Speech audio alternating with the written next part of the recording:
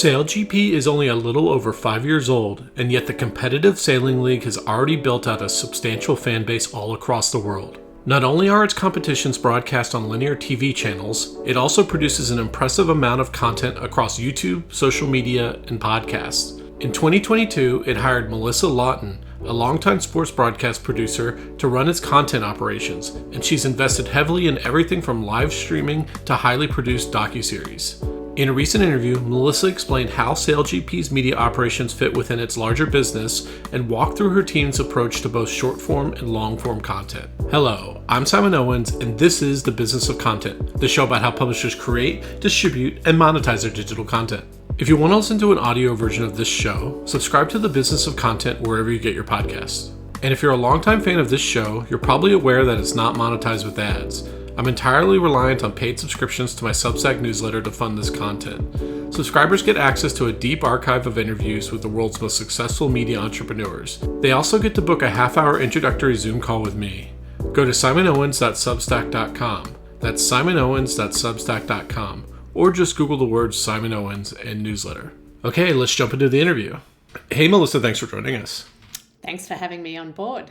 So I'm super excited to talk to you because I'm really fascinated with the intersection of sports and media, specifically sports leagues and media. So you are the chief content officer for something called SailGP. I'm guessing most of my audience is like me and didn't know what SailGP is. So can we maybe just start with you kind of explaining what it is from like a very kind of broad perspective? It's a sailing sport. It's a sailing league. It's we call it the most exciting racing on water. We're sort of redefining, I guess, what sailing is from your, I guess, very traditional white sails on a blue background, one boat heading out into the distance. We're very close to shore. There's 12 boats on the starting line. It's multi-hull, so it's a catamaran, and it's very, very fast. It goes 100. We just broke a world record actually, or our own records, which is 103 kilometers per hour. So I can't translate that into miles, but I think it's over 60 miles an hour.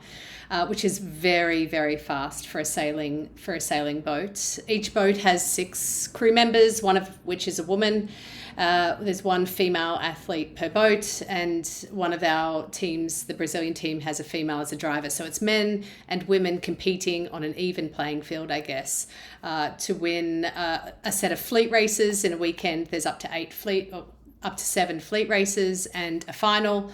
And it's, I would say, there's an element of it which is I'm now calling combat sport. There's a lot of crashes, there's a lot of close calls, and it's very, very fast, high speed action. So yeah, it's a very exciting sailing race, and you can basically sit in a grandstand and feel the air and the water from the boats splash in your face as they zoom past you. So others might call it sort of more similar to like a NASCAR on water. Yeah, so that was my next question. It's like, is it analogous to like an NFL or NASCAR, or is it a single event like Wimbledon? Like what?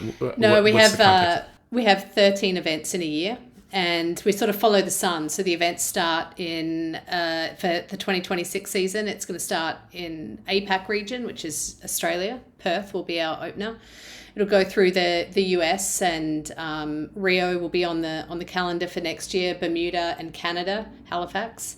And then we head to Europe and finish up in the Middle East. So it's a sport where the sun is always shining, and people are always having fun watching the racing. And are the teams that are racing in your league, are they racing in other leagues, or is this something that's like exclusive to your league? No, we pride ourselves on having the best athletes who sail. And so some of our athletes sail in the Olympics. I think we have something like 36 Olympians racing in the league. And we have quite a few athletes who have competed in America's Cups. So America's Cup is like once every 4 years. It's more the traditional sailing. It's 2 boats facing off against each other.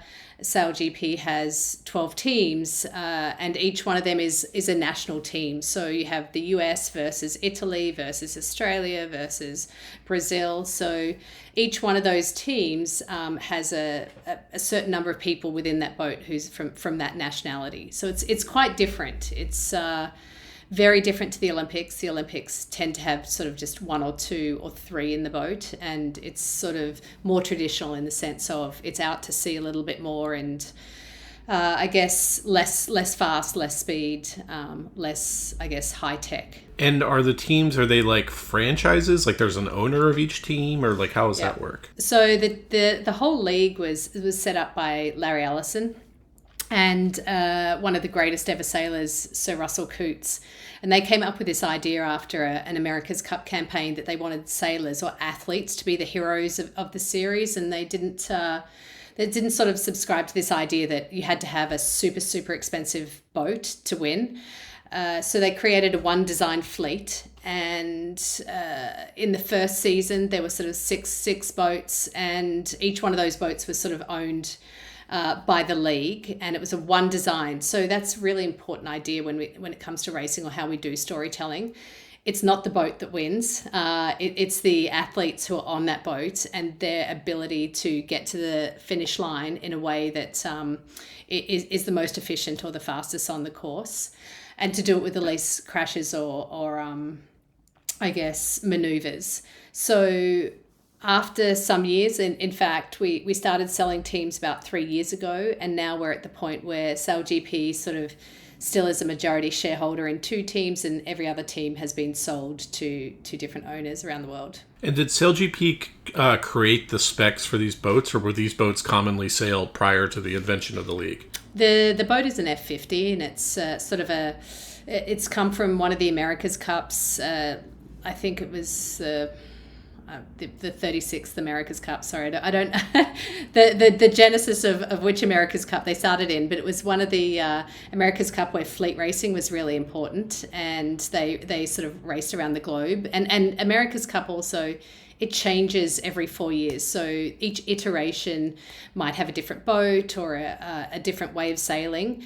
And I guess the point for SailGP was make the one design boat, make it a really, really fast, hard to sail boat, and put the best athletes in it. So is SailGP, you're actually like constructing the boats and then selling them to the individual teams? Yeah, so we have SailGP Technologies based in Portsmouth, or Southampton actually. It's based in Southampton in London, and they create each of the boats. And next year there'll be 2 new boats on the starting line, and those boats are being built now. And as boats sort of have damages or get into scrapes with each other, the tech team come together and they fix that boat as an F1 team would, except they fix it for all of the teams. And how does one get into this sport? I get the sense from looking at the sponsors like Rolex and Arab Emirates and stuff like that, that this is a more affluent person sports akin to like horse riding and stuff like that. Would that be a correct assumption? I think what you find with SailGP, because you need 6 people in the boat, and it's about being the best athlete. Most of our athletes have come through, say, a club system where they may have lived in coastal areas and a club was a big part of their community. A lot of the athletes, though, came through sailing camps. So one of our most decorated female athletes, Hannah Mills, said, you know, she grew up on the coast, and the sailing camp was the cheapest for her. So her mother put her in that for the school holidays, and she just developed an absolute love for it. So I don't think they're wealthy in terms of what you might find from elite horse riding, but they've definitely lived in coastal regions, which might make them a little bit more wealthier than the average. But there's also a lot of programs that SailGP is bringing into light, and also some of the teams are bringing into light, to ensure that when we're talking about best athletes, we're giving as many people as possible an opportunity to be that best athlete. So either through Olympic programs or SailGP team programs or the Inspire program that SailGP runs, we're really starting to ID athletes who have potential but haven't seen the light yet or haven't had the opportunity to participate at this level. The British team in particular have something called the Athena Pathway, and they've got some great stories coming out of that, of athletes who, say, grew up, on perhaps what we'd consider the wrong side of town, who happen to be amazing grinders or happen to have found the love through a coach at school who's trained them, and they've found their way into the Athena Pathways program. that then brings them into the SailGP boat. And it's not a boat you can just jump into. It's like years of training. So it's these programs like Inspire, which is targeting, awareness for really, really young or much younger kids. And then there's a Women's Pathway program, because there's just not enough women who've had the opportunity to sail enough hours in these boats to get enough positions to sort of be like wing trimmers or flight controllers. The US team have been very specific about making their female athlete on the boat a grinder. So again, they had an opportunity on the weekend when they sailed in Germany to have 2 females in the boats. I mean, there's absolutely no reason why men and women can't do the same roles at SailGP. So yeah, it's not necessarily a wealth thing, but an opportunity thing with SailGP, because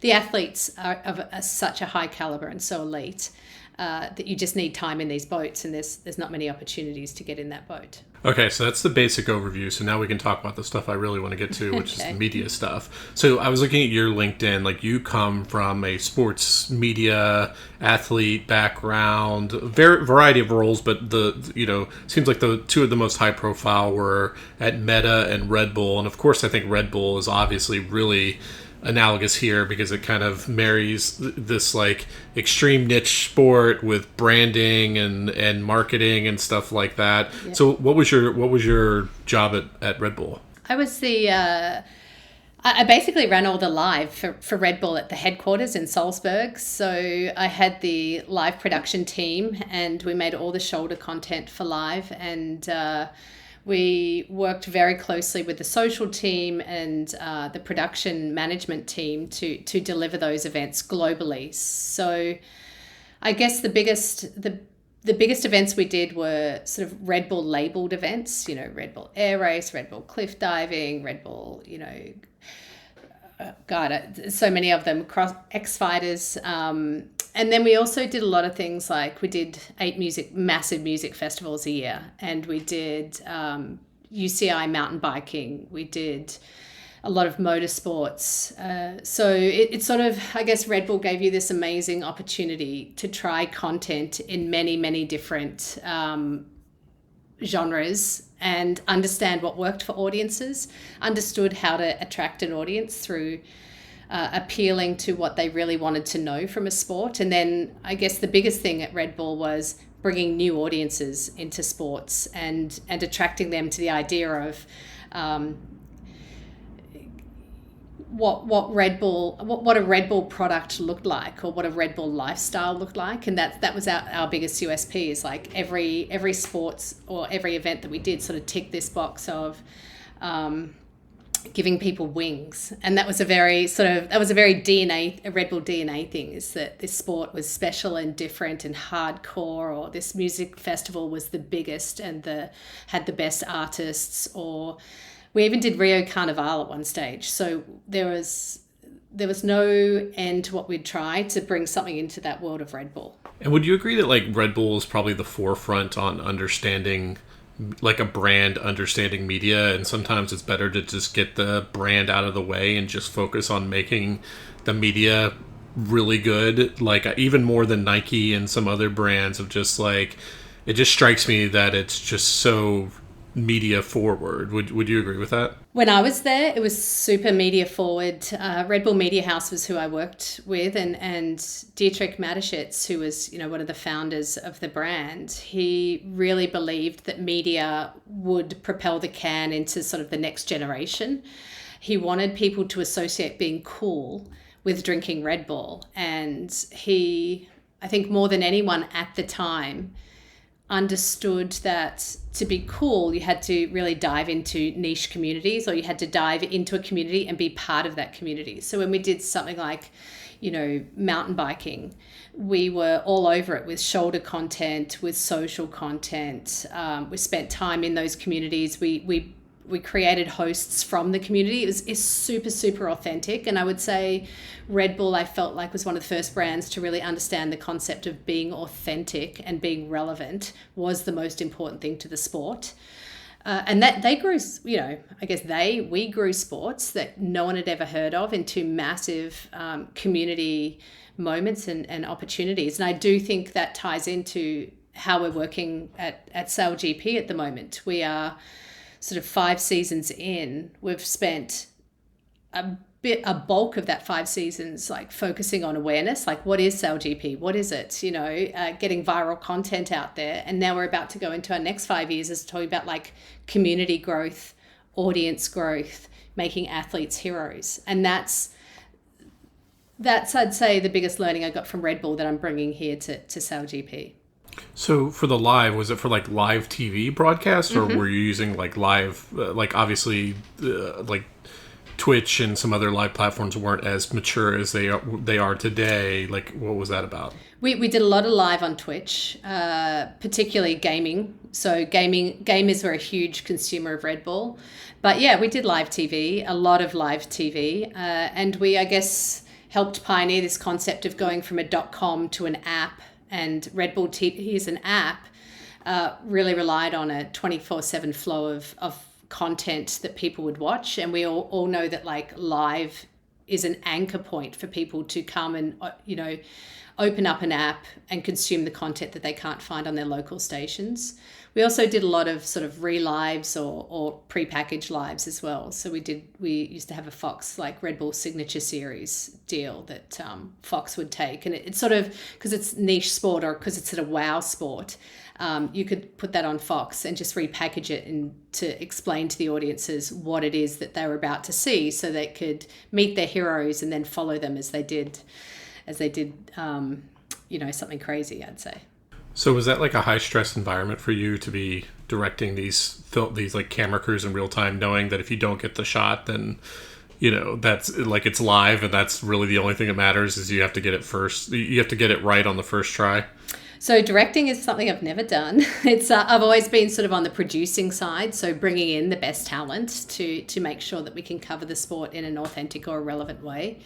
Live is tough. Live is always high stress, but I honestly believe if you've got the right crew, you get something called flow, and flow is really important in live sports. Is everyone knows what their job is and how to do it, and they do it to the highest level that they can. And I think back in the day when I was working in TV, when I was working on the Olympics, in 2000, and then I went into motorsport, they were far more high stress environments because you're on linear TV, and it really was that one and done sort of moment. As TV has evolved and digital has evolved, you knew if you missed something, there are systems in place now, EVS systems, or you have more EVSs, they've become less expensive over time, that you can get the replay in, but also you've just got a lot more cameras to play with, and you've got different types of cameras, and audiences are now more okay with seeing cameras that might be a GoPro or an Insta360 or even an iPhone to watch moments that they've missed. And social media plays a lot into that as well. A lot of people, if they've missed something on a linear broadcast, they will tune into social to catch up later. And what did you do at Meta? At Meta, it was a similar job. I had to produce a ton of live events. Meta, when I started, had discovered live was a really big or really important part of the platform. And there was a strategy spun up by the sports department to take live rights in key countries. So it was like we did Champions League in South America. We had La Liga in India. We did Major League Baseball in the US. And we took those rights and I guess we were one of the first companies to turn them into a live mobile phone viewing experience. And at the time, it was like wildly controversial, like putting Major League Baseball on a phone. And I think a big part of my job was to educate people on how you viewed content differently in vertical, or how you viewed content differently when there's a chat scrolling underneath. And I guess at Red Bull, because we'd been very, gung-ho on using new technologies, none of this was like odd or strange or weird to me. A lot of communities had developed their content or viewing habits through digital. It was a different kettle of fish when it came to major US sports being only available through a platform like Facebook, and then only mainly viewable on your phone, we saw a lot of the sports really take off massively in countries or regions where television hadn't purely dominated in the past. So, Facebook was huge in Brazil and India, Vietnam, Thailand, Indonesia, these countries where a lot of people relied on their smartphone to do business and didn't spend huge amounts of hours in front of the TV at home. And they were watching content. They were watching, the Champions League final in the streets on their phones and having amazing access to moments they would have missed if it was only available on a big screen in their living rooms. You might not be as privy to this since you've moved on, but is Facebook still doing this kind of stuff? I don't really hear much about them signing big broadcast deals like I do with YouTube and Amazon and stuff like that. No, it's I guess with Facebook, what the learning was when COVID happened, a lot of people were at home, and a lot of sports couldn't put their content on anywhere. So they were sort of forced into this position of having to create a 24/7 news cycle around their sports, or a viewing habit around their sports when it wasn't being broadcast by major TV networks. So that period really showed that sports have to be on Facebook at some point or on the Meta platforms, and Meta fundamentally didn't need to pay them to be there. So the only difference was that I think Meta found out that when there was a need, people, sports broadcasters or sports teams or athletes were using the platform and creating their own communities on that platform, and Meta didn't need to pay for the privilege of doing that. And they decided, or Mark Zuckerberg decided, we just don't need to buy into this idea of renting sports for Facebook because sports need to be there anyway. So you joined SailGP in 2022. Mm-hmm. What was the state of their content operations when you joined, and what was your mandate? The content was already very solid. SailGP's biggest, I guess, contribution to bringing sailing to the masses is a augmented reality system called Liveline. And that allows you to view sailing in a way that you can understand who's winning or losing. So these augmented reality graphics really just give you ladder lines on the course so you can see which boat is in front of the other. Otherwise, sailing becomes sort of like herding cats in some way. There's boats going this way, there's boats going that way. The ladder line gives it context, and the Liveline augmented reality graphics gives you the speed of the boat, the wind direction, the flag of the team, the name of the athletes. It sort of brings the sport really to the people, and you don't need to have any sailing knowledge at all to understand what's going on. The graphics do it for you. So I came into a system that was well set up. I think where we were struggling, or where SailGP had been struggling, was the broadcast was too technical, and there was still even when I watched it, it's there's too many explanations of what I'm about to watch. And being a mum of kids, I just want to be entertained at this point. I just want to be able to turn my TV on. And we noticed with a lot of the data, people, when we got people to that start line and they could see those boats heading towards Mark 1, it's like that F1 effect. Suddenly you want to know what's going to happen at Mark 1 and, Mark 2. So we really reduced the educational bit of SailGP so that we focused on the sizzle before we got to the steak, is how I would say, how I best describe it. We really focused on the racing, and then between races, we dropped in explanations of this is what this rule means, or this is who this athlete is. And we did that for a good 2 years of just really focusing on attracting people to the idea that these boats might crash, that there's some jeopardy in this for the athletes, that these athletes were very, very serious and hardworking and elite. And these boats were super, super high tech. So we spent 2 years doing that. And I guess I would have described the strategy as awareness. So anything that happened within the racing, anything that happened before the racing, even in practice days, we pushed it out on social. And I guess the learning from Meta was really that idea of like combining the team between the broadcast team and the digital or social team was super, super important. So we brought them all in together, so that anything that happened in an EVS room or anything that happened on that broadcast screen was immediately pushed out onto social with a fun comment or even at times a clickbaity comment. So people would join at that point and go, what is SailGP? And then we'd push them to our YouTube page, which had story after story or piece of content after piece of content, basically explaining what is SailGP. So we sort of had this flow going in that 2 years of get people in, get people asking, what is that? Explaining it to them on YouTube, showing them the best content on the broadcast. And I guess we'd say the next iteration of that became to start showing them the stake, like explain the technology, explain the rules a little bit more. Don't forget about all those new viewers who are joining, but go a little bit deeper with the athletes and bringing the athletes to life. And I might get out of linear storytelling here, but like when you say tell them and explain to them, does that mean in the live broadcast or creating like ancillary content that they can kind of go down a rabbit hole on YouTube or whatever? Yeah, we just didn't have enough when I started, enough content on YouTube. So it was just lacking fresh content. But what we saw were there two types of viewers coming to SailGP in those 2 years. There was someone who saw a really cool something on social, Instagram, TikTok, Facebook, wherever they consume. And they would Google it, right? And the YouTube page comes up.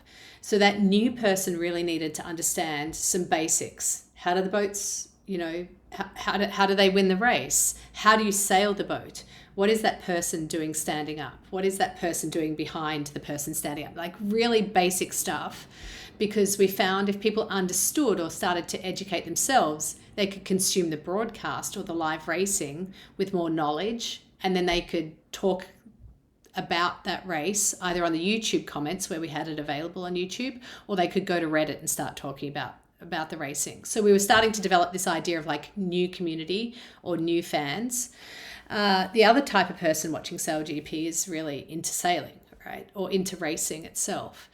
And they just wanted more understanding on the technology, the next level of like, why did the umpire make that rule call?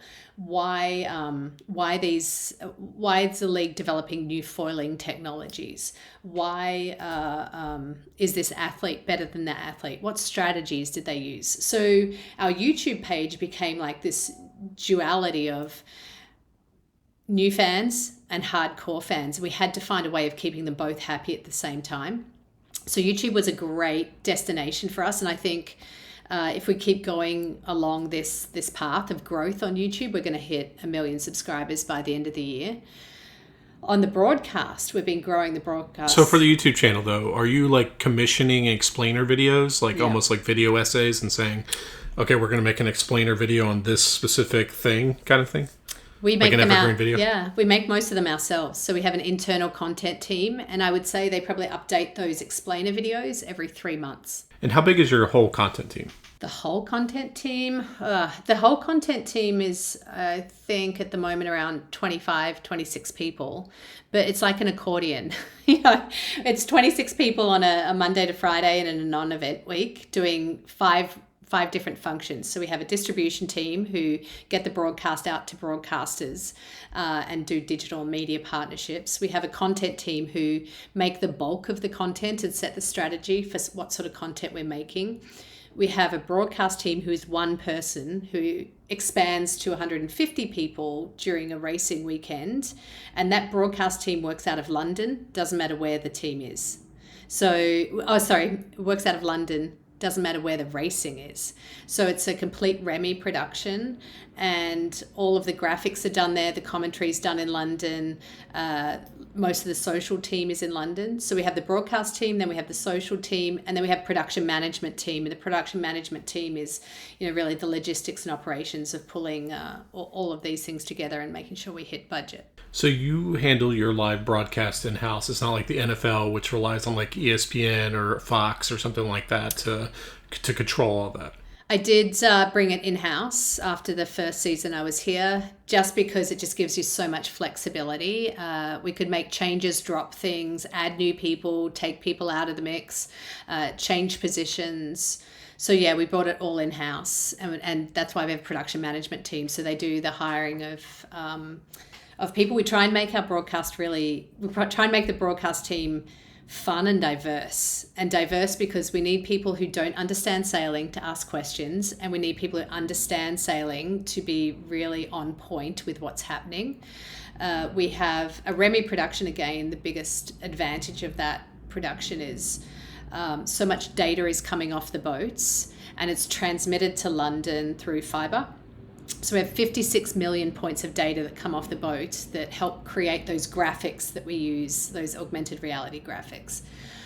So we also have a team of, I guess, quite young people. And when I say the advantage of a Remy production is like we have a lot of young people we're training into the next level.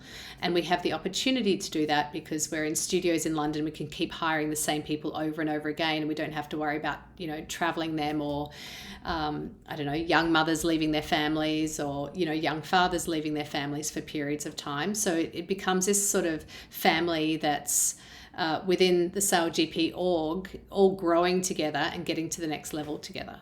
And the live broadcast, where can people watch that? Is that anywhere on linear TV or is that purely online?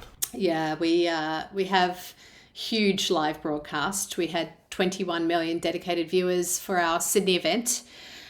And you could basically watch it in Sydney on Fox, KO, SBS. You can watch it from the US on CBS. We have a huge broadcast on CBS. We had our highlights hit 1.7 million people for our Spanish race 2 years ago, and we're expecting similar high numbers as we get to the end of the season this year as well.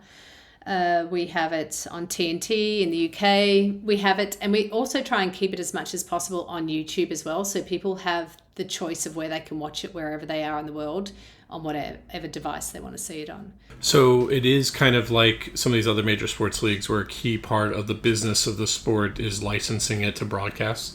Yeah, huge part of our sport. And it's really, really important for us that we have the right sort of broadcasters who are willing to sort of partner with us, help us grow the sport, help us promote the sport, and also have commentators who talk about the sport the same way that we do. It's fun, it's exciting, it's full of jeopardy, and it's important for us to sort of, I guess, train and provide materials to those broadcasters so that they can do that in their own language in their own countries. In terms of like the mix of like how you think of it, like, so you think of it as like a media business, not like the content isn't just marketing for the sport or the events and stuff like that. Like the media is like an actual major part of the business of SailGP. I think when they hired me as a chief content officer, Larry Ellison, Russell Coots, Andy Thompson, the MD, they were making a very conscious decision to separate what we were doing from the commercial team, the marketing team, technology team, because it really helps us grow the product, as you said, as a media entity. So we're SailGP Productions, just like we have SailGP Technologies who make the boats. We're making the media around what we do, and it's an interesting concept because we have a marketing team. We work super closely with them. We have a communications team. We work closely with them. We're providing them with materials to market or to communicate. But primarily what we're trying to do is build an audience. And that's really, really important for a league of our, number of years in the business. It's really 5 seasons old. And so building an audience, sometimes you have to go against script is what I would say to retain that, like we discussed earlier, the authenticity and the relevancy of what SailGP is. And we have to find a new audience, and we have to keep going in the direction that they want to see the content. So you have close to 1 million subscribers on YouTube. I think like 500,000 subscribers on TikTok. I don't know if I looked at your Instagram. Are you kind of thinking about kind of like that creator mentality of selling sponsorships directly into YouTube, like custom sponsorships? Like, how are you kind of approaching, like, obviously there's the traditional broadcast licensing and all that goes into that. I'm sure like the sport has its own individual sponsors like Rolex and Arab Emirates and all the ones that you can see listed at the bottom of the website. How do you kind of approach like sponsorships for the individual like content verticals that you're running? So what we like to do is have our sponsors come to us and talk to us about what sort of content that makes sense for their business, like why are they in SailGP, what do they want to get out of it, and we either work with them to make the content for them so that they can use it as promotional materials, or we really actually just encourage them to make the content themselves, because what we want is more eyeballs on what we're doing, more views, more perspectives, more ideas coming into the league. It's really important for us. But on the YouTube front, I guess what we've seen recently is our YouTube is growing at a really great rate. Like, so we not only have 1 million subscribers, or I think it's 800,000. We're gunning for 1 million. I can tell you it's very, very much a focus of the team. But not only do we have like a really good growth of subscribers, what we have is a lot of people watching the content anyway, whether they're subscribing or not. So we released Uncharted, which is a docu-series on Jimmy Spithill, one of the legends of sailing who joined SailGP. He sort of got fired from the US team quite controversially by the new owners, and went on to start the Italian team. And it's an interesting story because I guess he's such a legend. He brings his own fans. He brings his own eyeballs and sponsors. Red Bull is a sponsor of his. And we just wanted to tell his story in a way that made him really relatable, but also then explain SailGP to a new audience. So we went all the way back. It's sort of like the business of the sport. That hit 3 million views already. And then we had Martina Grail, So that was like a docu-series that you hosted on YouTube itself? We made it available to all of our broadcasters, and we then hosted it on YouTube. And it's so we get 2 bangs for our buck, really. We get an exclusive window for our broadcasters. So Paramount Plus took it. They were able to show it. Fox took it. Sky Italia took it. A lot of our bigger broadcasters took the series. They pushed it out on their own channels. And then after an exclusivity period, we put it on YouTube. And it's still managed to find even more audience. And there's this idea that perhaps you cannibalize yourself by giving it to a broadcaster, then putting it on YouTube. But there's also this entire audience now who are consuming content just on YouTube. It's a huge, huge platform. So we're able to put content out there, and we're able to still create massive buzz and huge community reactions to long form content. We have another series, and Rolex, this is a direct sponsorship with Rolex, called Racing on the Edge. That's hit 10 million views. And at our latest episode, which featured Martina Grail, as she's a Rolex, I guess, ambassador, and she won her first SailGP race, and she's like really setting this scene for like men and women in sailing can compete on the same terms. There doesn't need to be a special female driver. She's just literally competing at the same level as everyone else in the series.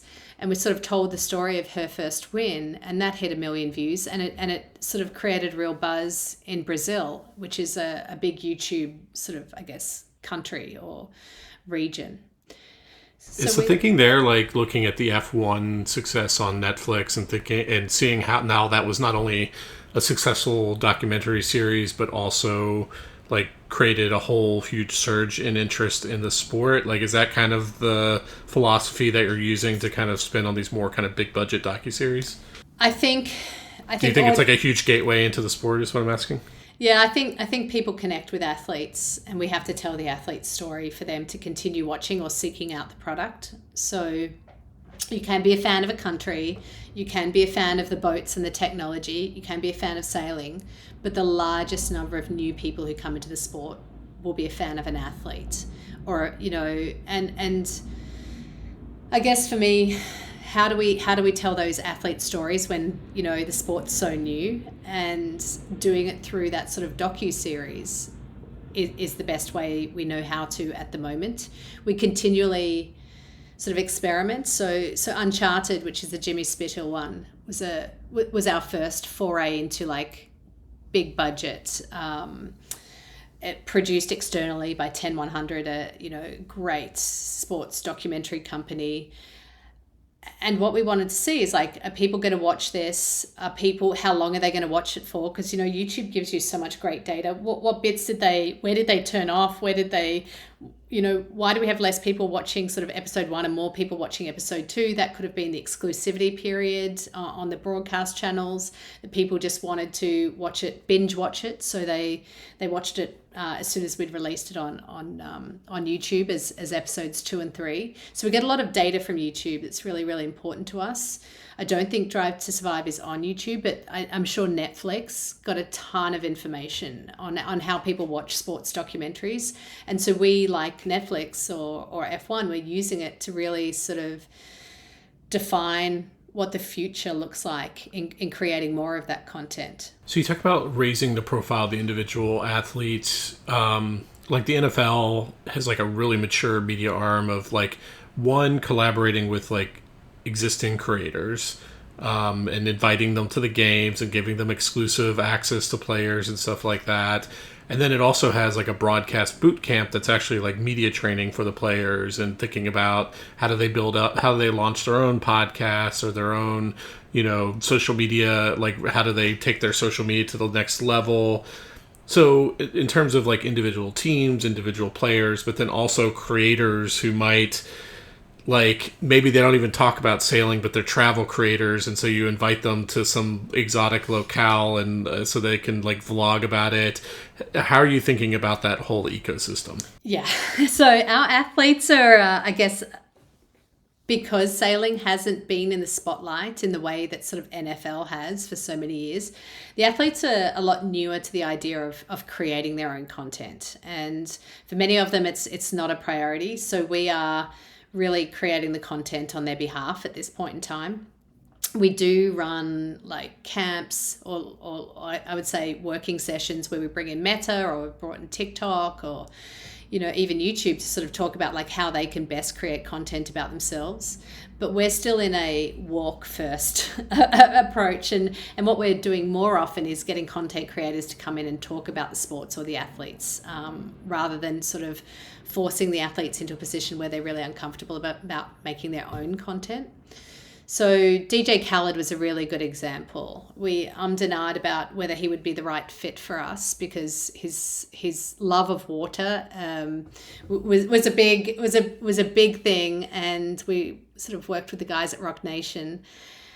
And we decided, like, let's just try and ease him into the sport. And we gave him a clip of a really cool sort of like almost tip over accident with the German team. And he watched it in the car and he recorded himself watching it. And he was like, oh my God, this is completely insane. This is crazy. I really need to get to an event. So he sort of like built it up over time. We got something like, 30 million views from the content that he was publishing himself. And we invited him to the New York event, and he got to experience being in the boat. And then we were able to publish a ton more, content about that. And he's very close with the US team as well. So we were able to build this entire narrative over the period of a season of DJ Khaled discovering the sport, seeing the sizzle that, a lot of our viral content has, and then moving all the way into getting into a boat and experiencing the thrill of going really, really fast in a high-tech machine. So that's sort of spurred us on to think like, what's next? But it's something that we really want to do more and more of. We had Max Verstappen, the F1 driver. He was in a boat 2 years ago. She was Kate Middleton back then, but Princess Catherine has been in a boat sailing. So we do try and get people into the boat to experience that themselves. And I guess in the next couple of years, we've got to get the athletes to become a lot more social media savvy, explaining the sport themselves, explaining how they feel about what just happened in the race that happened, and creating content that fans can really sort of like latch onto and follow over a period of time. And I think for any sort of athlete that hasn't grown up in that US college system of being scouted, or that system of sort of trying to be noticed, it's sort of a different kettle of fish, I think. Would you reach out to like a TikToker or a YouTube star with like 1 million followers and just offer to comp them a ticket or fly them out or anything like that? Or are you at that stage? Yes, we do that regularly. And we've had Cleo Abrams come out and create her pieces of content. We've had TikTokers come out and create their pieces of content as well. So absolutely. It's not even comping them a ticket. Getting them into a boat and having that experience in the boat will create a fan for life. So what we find is, like, we don't just want the TikTok to come and look at what we're doing. We want them to really understand that this is special and different, and this is going to be the next big thing. And there's like a member of your team that's like their concierge who's like walking them around and stuff like that. Yeah, so whoever comes up with a good idea has to look after that person. So the team are now very careful about good ideas and executing on them. So that's a really important part of our social team's, mission, is to make sure that we're always top of mind. And again, that relevance comes into it, that, engagement and relevance. Who are they choosing to come on site? How are they connected to SailGP? How do they connect to their audiences, and how to make that relevant all around. So like, is your team like getting like let's say you find there's like an inspiring story from someone on the Italian team, like are you then putting like a video team on a plane to go to spend a day with that person and sit down with is it really kind of that level of like production? Yeah, we found out that our Swiss driver was going to meet Roger Federer for sort of a mentoring session in Switzerland. We definitely put someone on a plane to go and film that. And it was a really inspiring episode of Racing on the Edge. They, had time to chat. Roger Federer gave some tips about winning, some tips about losing, some tips about being, able to handle pressure. And it was like a Cinderella moment for the team. That team went from sort of never winning to suddenly being in the mix. And so that's, to capture that moment, to capture the things that Roger Federer had said to Sebastian Schneider about, how to be, I guess, a better athlete, really started to, I don't know if it was coincidence or what, but it really translated into an amazing series of races that they've had recently. So we do that. And Sebastian Vettel, who's a former F1 driver, he's spent some time with a German team. We'll film that. So we try to capture those special moments, and especially where there's a celebrity crossover or an athlete crossover. We want to make it really clear that the athletes that we're dealing with are of the same caliber as household names. Are you doing anything in podcasts? Yes, we create a post-event podcast with our commentators, the commentary team. So they sort of, before each event and after each event, they'll sit down and they'll talk about either their predictions for what's coming up and who they're interested in. And so that's really, insider tips. And then the post-event one is, really a recap of what happened and deeper thoughts that you can't get into a 90-minute broadcast. So we do those and we push them out on YouTube.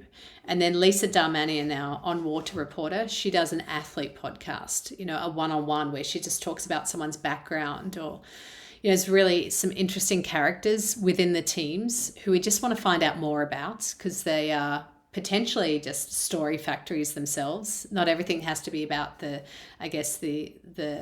number one athlete in the team or the driver of the team. It can be about shore crew or other people, or even team owners and how they got to where they are. And is that just distributed as like a long form video on the main SailGP YouTube channel? We distribute them everywhere podcasts are distributed. Yeah, but like, is it just the SailGP podcast, or are you developing like specific sub brands like for the podcast or anything like that? Yeah, so one's called a deep dive, one's called the one-on-one. So they do have sub names, but they're mainly under the SailGP umbrella. We don't have sort of like, I guess, the Kelsey brothers completely separated franchise. But athletes are welcome to do that. sort of encouraged athletes, if they can find the sponsors or the money or the wherewithal to get that done, we'd love them to be making that sort of content. Because I honestly think it resonates. People love podcasts. So when you look ahead like 3 to 4 years from now, what would you like to be doing? Like you're still a very small sport, very young sport. Obviously, there are lots of bigger sports out there that you can kind of look at and say, wow, it'd be cool to do that. Like, what would you like to be doing a few years from now that you're not currently doing? I think for us, it's this audience development. If we said the early years were awareness creation, it's really audience growth. We really want to like grow our revenue streams. So we want to bring in more sponsors. We want to sell more tickets to events. And to do that, you really have to have an audience who's willing to follow you from event to event. So having consistent, authentic, relevant, entertained audiences is super important. At the moment, we're very English language focused. We're starting to look, what could we do in Spanish? What could we do in Portuguese, Italian, German? Some of the teams have big audiences in their own countries, or I'd say nascent audiences in their own countries, and they'll only really grow if we can hyper localize content to what they're interested in, or the language or the social media memes that they're following. So I'd say we'd be doing a lot more in multi-language. We'd do a lot more that is hyper local, like really building those communities out. And I guess we'd want to be doubling our audience. Okay, Melissa, those are all the questions I have for you. Where can people find you online? They can find me on LinkedIn. Awesome. Well, this is a lot of fun. Thanks for joining me. Thank you.